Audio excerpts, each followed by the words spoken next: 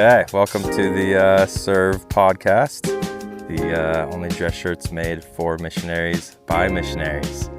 So we're happy to be here and talk a little bit about what we do, a little bit about missionary work. What a good slogan. Yeah. Made by missionaries for missionaries. Yeah. For missionaries by missionaries. That's cool. Thanks. Both ways around. That's funny. Yeah, so I don't know, I'm curious. So we should talk about like where we all went on our mission. I think that'd be cool. Where did you guys go again? Yeah, I served in the now defunct Mississippi Jackson mission. No way. Yeah, they got Sweet. absorbed into all the surrounding missions. So we covered Mississippi, Louisiana, the top half of Louisiana, Arkansas, and a little piece of Texas. Okay. And that was back in, December 2011 to December 2013. So it's been a Dang, while. You're old. Yep. Just kidding. We are. Wait, December 2011, we graduated in 2011 in June. Yeah. And like went out in December. Oh, yeah. Oh, yeah. Defunct, that's the right word, right? Is that Yeah. how you pronounce it? Defunct? Or like dissolved. But Dissolved? yeah. Okay. Well, defunct. Deleted. Yeah. Deleted. Deleted? X'd. Yeah. So you went to Jackson, Mississippi. Yeah, I served in Ghana Kumasi mission Oh my gosh. in Like West Africa? Africa, yeah. Holy crap. That's crazy. I went out to Johannesburg, not Johannesburg, that's dangerous. I went to Zambia like last year. That was sick. So that's like southeast Africa. Yeah. Yeah. Africa's crazy. Yeah. That's cool. Okay. I went to Colombia, Medellin. That was fun. Crazy too. Awesome. Yeah. South yeah. America. I met Pablo Escobar. Just kidding. He's dead. I went to Little Rock, Arkansas. So Heck we were yeah. neighbors. Yeah. Oh, nice. Nice. I think our when did that get defunct Jeez. or dissolved? Like 5 years ago. Yeah, because when Something I like was that. there, it was still a thing. Yeah. Because I When were you served. there? I served from 2015 to 2017. Okay. September to Sweet. September. Yeah. Yeah, I don't know. I can't remember when it was dissolved, but So I like West Haven, Mississippi, it's on the border of Memphis and Mississippi, and I did dipped you down guys? into You had Mississippi. Memphis in your mission? Yeah, Oh, dude. yeah, dude. I met Elvis. Oh, He's dead. You guys had Oxford then, right? Oxford, Mississippi. Yeah. Or was that? I think South Haven. It didn't go much further south than South Haven, Gotcha. which is ironic because South Haven, Mississippi, is on the very north end of Mississippi. Huh. Yeah. Yeah, we had El Dorado and Crossett were our only areas in Arkansas, but it was In like Arkansas? the whole little sliver, yeah. Not Texas, right? Because there's like Texarkana. Yeah, we had Texarkana. Okay. And then, like New Boston, stuff like that. Sweet. Yeah. That's sick. So Love what's the the South, craziest man. thing? What's South the is the craziest best. thing that happened on our mission? I'm curious, like if you guys had anything crazy Oh, happen. gosh. It can be spiritual or like someone dying, like anything interesting. Ooh, you're going to have to give me some time, dude. Jeez. I was Spanish speaking, and so That's that's why I insane. know all the like slang and stuff. But I ate some pretty crazy things, even being in the South, like in the United States. Like we had, do you know what menudo? Menudo is? Uh-uh. Is it like It's cow intestine. Oh yeah, Did you have menudo? I think I did. But I had it. That's not, no, never- I had like sorry. Mexican menudo, and Okay. it's like, for some reason, the member who made it for us like didn't clean the intestines very well, and there's hair in the menudo. You kidding? Yeah, Did it you get was sick? no, and I ate the my entire gosh. freaking bowl. It was crazy because I was kind of like I wanted to try it, and so I kind of like asked her for a few weeks if she'd make menudo. It's like a thing, like you eat it on celebrations and stuff. Wow. So it was like around Christmas time, and she's like, "Yeah, we're making menudo. Like, we'll have you guys over." And she had us over, and it was crazy, wild, And just you ate it? disgusting. Oh yeah, I ate the whole bowl. Oh my gosh, That's disgusting. that's Goodness. terrible. Did you eat anything weird in Africa? Baboon? Don't. Cut that out. So like they're like prized meat that they ate, like their favorite meat, I guess you could Zebra. say. No. It's called like I don't know what the actual term for it is. They call it grass cutter. It's like a giant rat. No way. And literally they'll just What? be on the side of the road, like holding Prized it by the meat? tail, just like selling it. Shut up. Yeah. Do they just heck? barbecue it? They make it with a lot of soups. Oh wow. Yeah. Dang. Does it taste good? It tastes like Chicken? chicken or something. Yeah, I mean, it all kind of tastes the same to me. Goat, whatever It's that like South thing America, was. they eat guinea pig and stuff, right? Yeah. So I That's feel like crazy. rat would be. It's actually like a rat. Yeah. Cool. Yeah. I mean, it's huge. It's like the size of a cat. No way. Dang. Yeah. How often did you get sick off of stuff like that, dude? Luckily, I wasn't sick like that often, I feel like. I mean, I lost 20 pounds in 2 years. Did you really? From vomiting? Yeah. That's crazy. Yeah. Dang. Yeah. It was, Africa will do that to you. Yeah. Yep. Jeez, what Did you ever have, what's the stuff that, I had like beans and like cornmeal, but there's a name for it. It's like, Bonku? maybe, I didn't hear that name though. I heard it was called like, I can't even remember. It was the most bland thing ever, but it was like mushed up rice. I think that's Or Nigerian. no, what you're it wasn't talking mushed about. up. It was like mashed potatoes, but very bland. Fufu? I didn't hear of that. Okay. But it might have, that it's probably called different things in different countries. Yeah. When I went to Africa, I didn't really totally conceptualize the fact that it's not all one country. Yeah. That's how I was doing. I got called. Yeah. Like, I'm going to the country Africa. Yeah. Wait, why were you there? Were you for a photo shoot? I was filming like my gosh. Mothers Without Borders, like nonprofit thing. Yeah, Holy cow. crazy stuff. So you did it for free? No, Isn't I that what got nonprofit means? paid. Yeah. Don't tell the government I got paid. Gosh. Yeah, one time we were out and we got home at like 9 o'clock at night, of course, and like our apartment had been broken into and like ransacked and stuff was kind of like thrown everywhere. And like my companion's money had been taken. We were just like, okay, we got to get out of here. This place is crazy. But Did you get emergency transfer? Did they? no, we just Present slept at till the you other elder's house and then we stayed there. It Yeah. was like, okay. Change the lock. Yeah, Call exactly. it good. Yeah. It's crazy. No, we like more than one occasion we had like people like, you know, in Africa, black magic and stuff. It was a big thing. Whoa. Black really? magic? Yeah, Like yeah. voodoo and stuff. Yeah, We like got voodoo. voodoo too. Yeah, That's in the cool. South too. Yeah, we had a lot of it. But oh yeah, on more than one occasion we had people going around our apartment like doing chants or spells or whatever, Really? and we had some crazy Like stuff. trying to cast you out? Yeah, I guess I didn't understand what they were saying, but That's crazy. yeah, we had some crazy stuff. So they It speak a happened, few so- languages over there, right? Yeah, yeah. Did I you mean, learn any languages? My mission was English, but they had like a local dialect as well that we learned because not everybody, I would say about half people actually spoke English. Yeah. Dang. That's cool. Yeah. That's crazy. Yeah, it If was you hold the crazy. magnet under your shirt real quick, sorry, we're like pausing it for 2 seconds. This is a windscreen. If you put this like over the mic, it just kind of slips on. That'll keep the wind from ruining it. I think your mic is kind of sideways because the hole should be upwards. Oh. Yeah. Okay. You can like push it on. It's like Okay. it's like rubbery. Did you have anything crazy happen?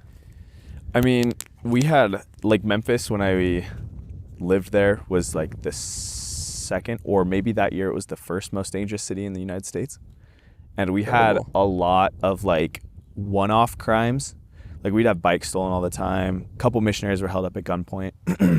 Wow. But like no one ever like died. No one ever like got murdered or anything.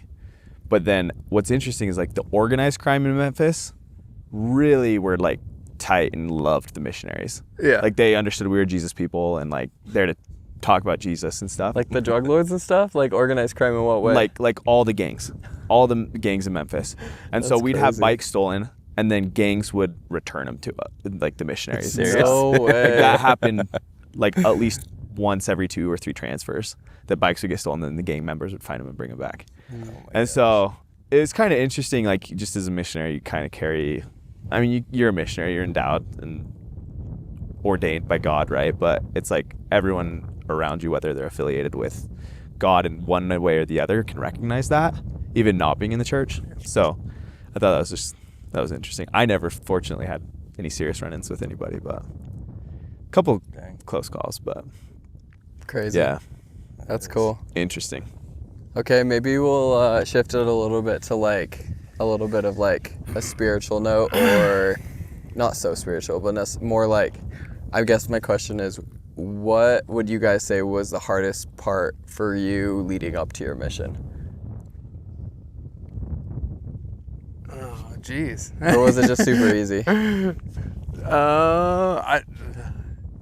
I think for me, I mean, just realizing how little I actually knew Yeah, about the gospel and everything. Like, you know, you go to church your whole life and you feel like you know everything about the gospel, but then when you actually, you know, start preparing to teach someone, and you're going to like the mission prep classes, and then, you know, eventually the MTC and stuff, it's like, yeah, I don't really know anything about this. So then you gotta, you know, not only learn that, but for me, just kind of like gain that testimony of, you know, if you actually believe that as well. So that's what I would probably say. Yeah, building up, it was, I was a little delayed to go out, and I don't want to go in too far into that, but definitely like just the gospel in general. It was same with Statler. I didn't know what exactly I was doing. In the MTC, I remember we were teaching like one of those fake investigators or whatever, and the dude that I was my companion was like, and Joseph Smith read like, what did he say, like James 1:5, and I was like, wait, what? And like during the freaking lesson, and I was like, are you sure it's James 1:5? Oh my god. You're the guy's like, check you on that. The guy like touched my shoulder, was like, yeah, dude, like calm down. And we read it, and then I felt like an idiot, but it is very it is powerful, and that is one testament to, I guess, the gospel of Jesus Christ is if you actually put in the work and actually deep dive into the scriptures, it does convert you. It does kind of open your eyes and see the big picture of, I guess, the gospel. Because like growing up, it's like, oh, go to church, whatever, get married in the temple, but does it really resonate with you until you actually grasp the whole, I guess, eternal concept? So anyway, yeah, that was a challenge for sure. I feel that. I feel like it was the same for me. I think it's hard leading up to your mission because you never truly have an opportunity to test your faith outside of your house, you know? You're kind of just like making little mistakes here and there up to your mission. So you're just like, okay, I guess it's a commandment, I'll go. But I think once you get out there, you really have to you kind of question like, okay, like, do I believe in this? Okay, I do believe in it. Now, like, what does that mean? Like, how can I help people if I feel like my faith isn't like at 1,000,000, you know? But I think the interesting thing is like, God wants us to be missionaries, even if we're only like, you know, 5% converted, 20% converted, you know? Yep. And I think it isn't even like a meter, you know? It's just like, we're all going to be progressing. And I think for us to be questioning our faith constantly throughout our life in reasonable ways is completely normal. And I mean, that just means we're like actually being aware of like what we believe. I don't know. Yeah. Yeah. I agree. I think there's also, I don't know where I want to go with this, but just remembering I don't know where I want to go with it, but just like the word remember, you read it so many times in the scriptures. I don't know, I think it's very important to kind of hold on to those foundations that you do gain over your life, whether it be your mission or before or after. And it's up to us to kind of reel it back in and kind of remember what converted you and kind of where your testimony came from. And that's a challenge that I think that me and Statler have seen, definitely with people our age. I'm sure you guys are seeing it nowadays too, where you served a mission with them, or you've had these crazy spiritual experiences with them where, you know, like you're literally standing next to them and they're bawling, they're crying, like they feel the spirit or whatever. And you know, 5 years, 10 years later, they hate the gospel or they hate the church and stuff like that. So, I don't know. I think it's just really important to kind of remember where you gained your testimony, how you gained your testimony, and those, you know, sacred experiences throughout your life. So, I don't know. I don't even know where I was going with that, but no, I remember like on my mission reading like about Laman and Lemuel, right? They did the same thing. Like they literally saw angels appear to them and stuff, and then it's like, oh, a few years later, they're complaining again, right? Yeah. Like, Yeah, that's true. and then I remember on my mission thinking, gosh, how can you ever like forget or change your mind about the gospel, or for whatever reason leave the church? But then you're right, like people do, and it's just because they don't remember Yeah. and they don't go back on those experiences they had, look back on it. I think it's just kind of the pride cycle, you know, like it's just the concept of like, you know, you're saying you remember, and how often in our lives do we like remember and then forget? And we all see our like metaphorical angels, you know, God shows us angels like saving kids, like our kids. You guys have kids, I don't have kids, but like maybe something related to your kids, you know, or like your wife, or like just different miracles happen, and like it just goes to show like the miracles contribute to your faith, but they don't make up your faith. And just because you see your miracles doesn't mean like it's going to change your conversion. So I think like being able to making the effort every single day to remember, before, after your mission, during your mission, all of it is just like, obviously. Holy cow. How big was that? Holy cow. Grasshopper on him. I don't mean to. Sorry, keep going. There goes the spirit. Yeah. Gosh dang you. Sorry, bro. No, that was I was the trying end to of hold my so thought. still. It jumped I on me. I looked was over, I like, didn't even see it, and you just looked like you were like constipated. I was like, what's wrong with sorry, her? pick up where you left off. No, I'm sorry. that was the thought. No, I don't Yeah. know if I'm qualified to like touch on this topic, but I think there's like times in your life where it's about growth in the gospel. I think early in my youth was one of those times. Then when I moved off to college, it's kind of like, okay, it's time to reflect on those learning experiences. Then another time of growth was definitely on my mission.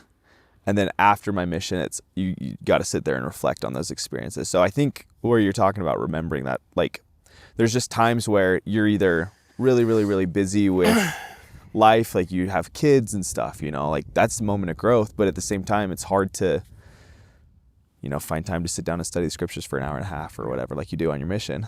Yeah. But if in those moments you can reflect on the spiritual experiences you had, like that's kind of the key. Yeah, totally. So I like that.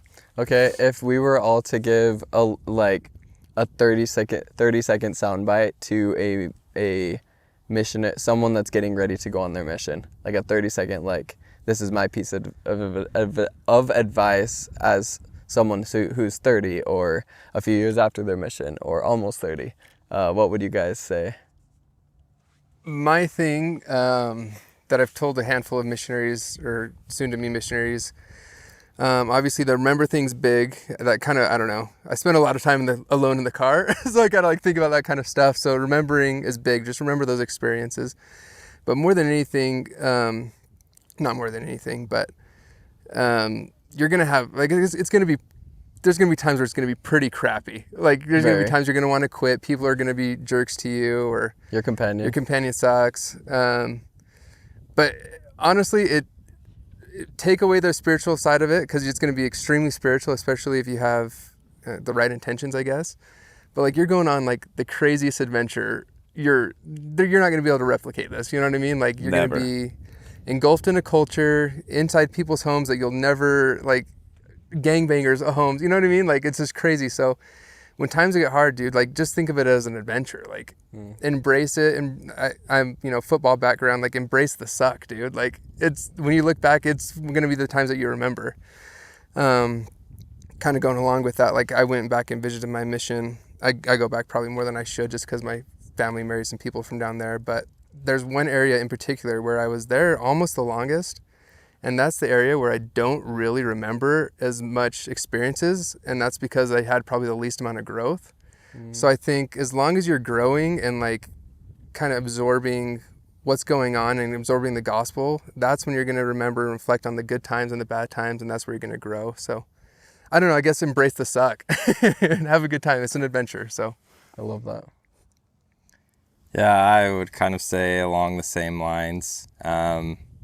Like, just continue to get better and improve. Like, you don't need to be perfect. You don't have to be perfect, like, in a gospel knowledge sense, or, in your worthiness or whatever. Like, we're all imperfect beings, and that's what the gospel's about. So, do your best, and you do have to have a higher standard and things. When you are preparing for the mission and on the mission. But yeah, I would say, like, don't kick yourself if you're feeling imperfect in any way, as you're preparing. I love that. I'd say for me, preparing for the mission seemed weird because they're just like, everyone's telling you what to do, They're like, read your scriptures and study, come follow me. And you're like, sure. And then most of us don't. I don't know, maybe you guys did, but I think I was just, busy and like, it's kind of, I don't know. You just have a lot of things you want to do. But I think for me, just appreciating the time that you have before the mission and then preparing so that you know that you can focus completely on the mission, not leave anything, behind. And just understand that the world is going to pause for 2 seconds and you're going to be totally outside and unaware of everything that's going on. And then like when you get back, joggers might be popular again or something, Were joggers ever popular? I'm just kidding. They were for a minute, right? Yeah. Whether or not they were popular is a different story, or whether or not they were like cool. No, for me, I think like one thing I had a really hard time with before my mission, and I don't know why I was so caught up on this, was like 2 years just seemed like an eternity for me. But I was really big into like Minecraft. And I said this in my homecomings or my farewell talk was like a Minecraft day is like 20 minutes. When you're playing it, it feels like it goes like that. If that was like your lifetime, it equates to like your mission being like 10 or 20 seconds of that Minecraft day. And it's like you can't get anything done in 10 seconds in Minecraft, right? You've got to go back to your chest and pick up your tools or freaking run, your inventory's full, you got to go empty it, right? Like it just takes so much time. So like I don't know why, but I was really nervous about that leaving on my mission, and then I blinked and I was on the flight home. Once you're in it or at the end of it, the time, it's incredible how fast the time goes while you're on your mission. So don't waste a freaking second of it, right? And so I don't think I was really, from the very beginning of my mission, I was like, I just don't want to have any regrets on that flight home. And I spent the night. You spend the night in the mission home, your very last night of your mission, and you lay in bed with just the group you're going home with, and you just have a moment of self-reflection like, yeah, these last 2 years were busy and they were so fulfilling. So that's like, I've never had like a sense of accomplishment in my entire life. I guess maybe when I had kids, but maybe when I got married, but that moment in my life was like, I just did that and I'm done. It was the coolest thing. So That's cool. I think if anything, gosh, I keep getting smoked by bugs, bro. I think if anything, that's the sense of accomplishment from a mission's unbeatable. Oh yeah. I love that. Kind of makes me think like if we view our mission as like we can't waste a second, how often do we live, our like 75 years of life and we're just like, yeah, we've got plenty of time. I'm just going to sit on my phone for like an hour and like waste my life away, And I think sometimes it's just because sometimes we can feel really overwhelmed. So it's like our quickest coping mechanism. And that's the same thing for before your mission as it is after. But that's actually what's been crazy. We just got done doing my wife and I. Are you still doing 75 hard? Cut this out, but no. Okay. Yeah, my wife and I, we just got done like 8-10 days ago doing 75 hard. And like, what's interesting is you tell yourself you don't have time to do one workout, but then you do 75 hard and you have to do 2 workouts.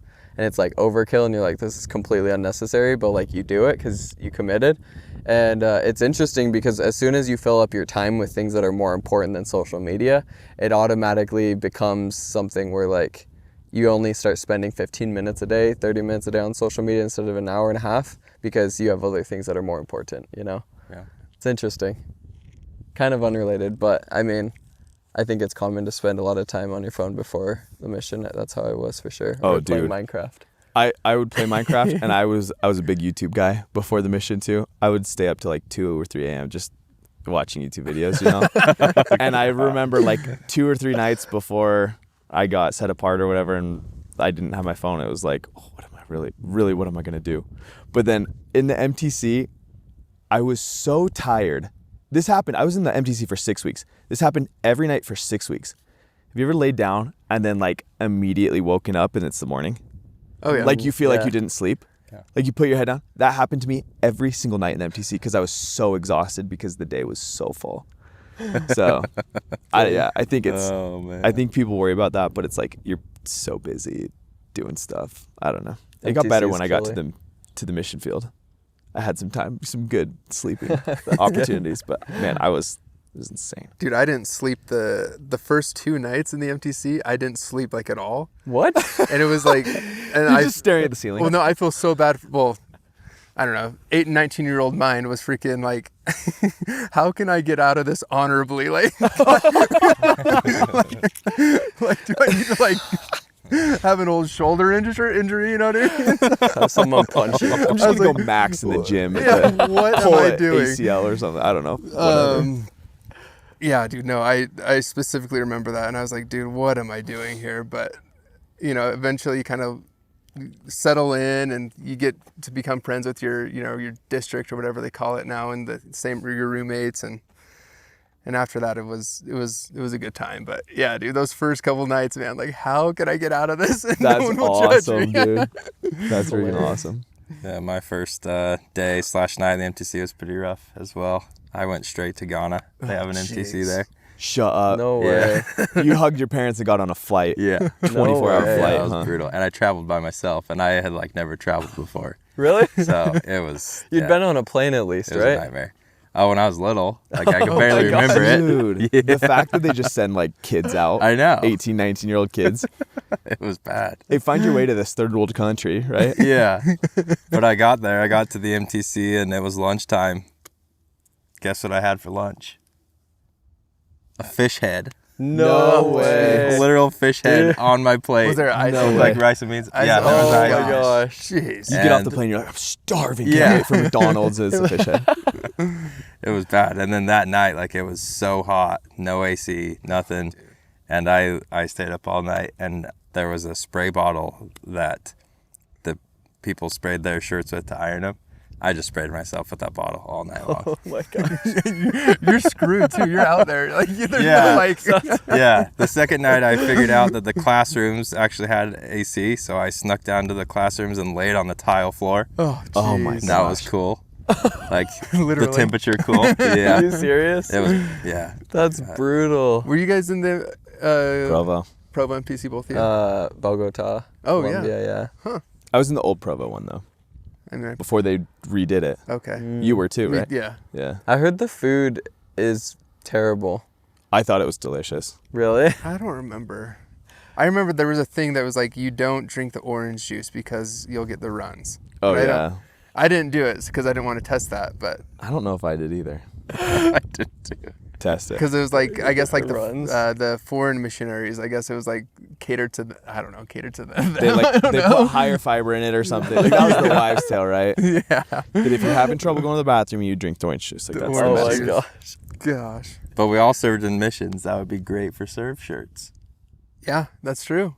Yeah. Georgia, Mississippi. Africa, Oh, yeah. Yeah, Oh, it was so Colombia. hot in Arkansas. Mississippi. Yeah. It's true. That's so true. Colombia and Arkansas. Yep. I wore a long sleeve shirt every day too. Because of the bugs, or I didn't like short. I being a skinny guy, I felt like long sleeve shirts looked better on me, and for some reason I cared about how I looked on my mission. But yeah, as I gained 10 pounds doing 75 hard, and now I'm like, I could probably wear a short sleeve shirt and look okay now. dude, I hate long sleeve shirts. Really? Yeah, I don't. can't. do There was, too. I think, aside from actually, I don't even know if I wore a long sleeve shirt in the like baptismal font. I don't think Really? there was like maybe one day I ever wore a long sleeve shirt. You just didn't wear a shirt? You wore short sleeve under your suit jacket? Yeah, yeah. Oh yeah. Yeah. Gosh. That's so funny. That's awesome.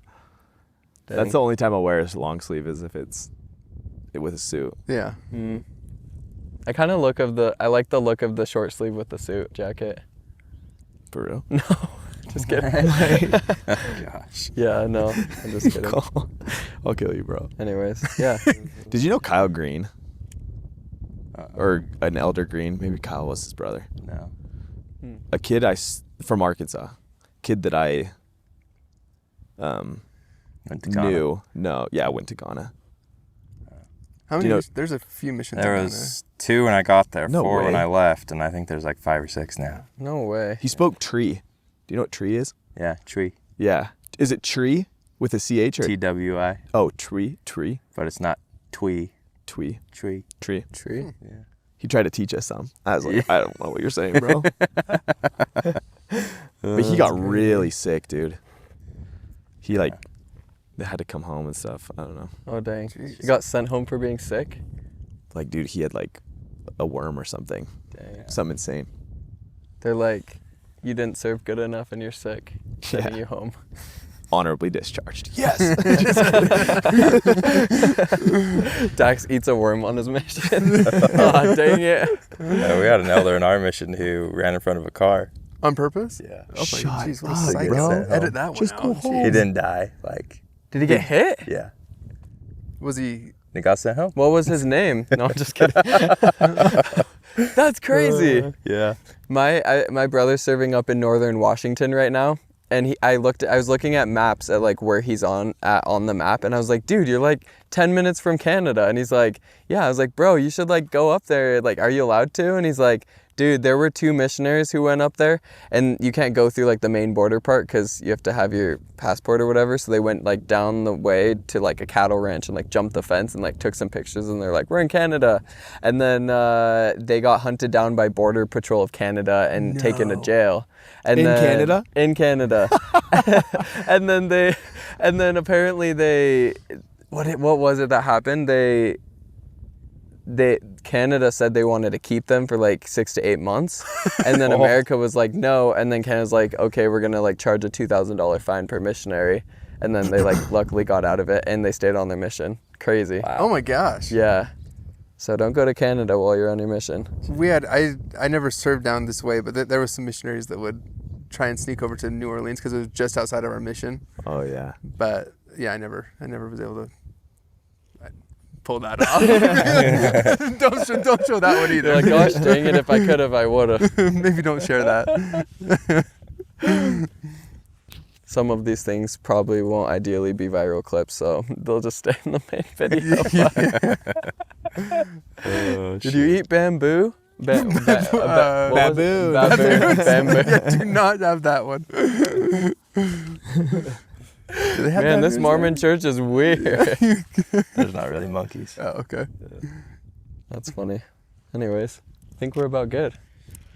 Sweet. Hopefully we got something. Do we need a plug for the shirts at Yeah, all? maybe. Maybe we can talk about their products. Yeah, maybe. I was thinking we could do a reel where like it feels like a podcast advertisement, but you're like, yeah, so like we were missionaries and got back and we kind of realized like there needs to be a shirt that does this. And then you just like the idea is that it's really short and to the point, but like it's a nonchalant ad, basically. But you guys can talk Have to us. Cole ask you like, where did you get the idea for Serve? Where did you get the idea for Serve? Yeah, so both Statler and I, we both served, like we said, we served in hot and humid climates. I served in Mississippi, he served in Ghana. And this was back in 2011, so there wasn't very many solid options. And in my mind, it was just kind of like, well, let's make a dress shirt that's kind of like made out of Under Armour material. That's kind of what it stemmed from. So we wanted a super stretchy fabric, super comfortable. And then we added the vents just for good measure, so extra breathability to kind of keep you cool. And we also wanted it to be super low maintenance as well, because we know as missionaries, sometimes you don't even have a washing machine, but you don't really want to dry clean or iron your shirts. So that's kind of what it stemmed from. But Yeah, we just went through so many shirts on our missions, being in dust and red dirt and sweat stains, everything. So like there's got to be a better option. There's got to be a better, product that we can make. And so we came up with our shirt, and it's got a ton of technology in it and 2-year guarantee, man. The thing lasts your whole mission. It's crazy. So basically, you guys wanted this design and you decided it would be cheaper for you to make it than for you to find someone. And then after making it, you realized, oh, we could sell it. Just kidding. I was like, Yeah, we were already home by then, so we were like, yeah, hopefully we can sell You're it. sewing garments together. Like, oh, this is sweet. Kind of did. If you really want the real answer, dude, it was kind of like almost like a get rich quick scheme. Like, not even like get rich, but it was like, dude, let's make these shirts, let's sell them at like the local like Alpine days just for a summer and like make like $300 or something like that. And then 7 years later, it's just kind of taken off organically, and now we have a hard time keeping inventory on the shelves just because they're selling so crazy. But it's a good problem to have. So Yeah, that's amazing. We need a brand deal with the church that they just supply Honestly, the missionary though. shirts. And Do they have white shirts in the distribution center? I don't know. I know that, I mean, they sell them, they have some, like one type in the MTC, but like who buys white shirts in the MTC? I didn't pack enough. Wait, you need white shirts? We just bought blue. Yeah. Can't you wear blue now? Some missions. Yeah, we thought that would take. Seriously? We thought that would take off, dude. But like we ordered like 3 years ago, and we still haven't sold out of them. I don't think very many Crazy. missions like allow it.